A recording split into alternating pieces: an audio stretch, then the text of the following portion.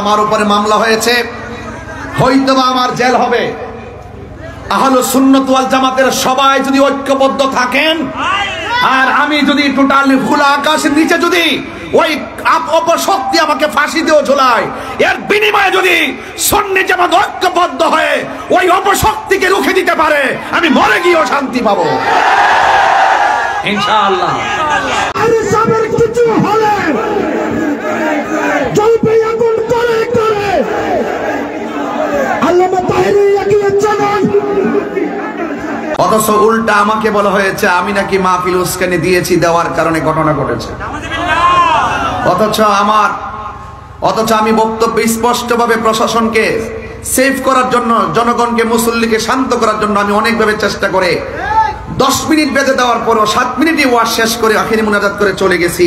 এরপরে কে বা কারা কোন ঘটনা ঘটাইছে তদন্ত না করে আমাকে প্রতিহিংসার বশীভূত হয়ে বিভিন্ন ধরনের কুচক্রি মহলের পাল্লাই পড়ে।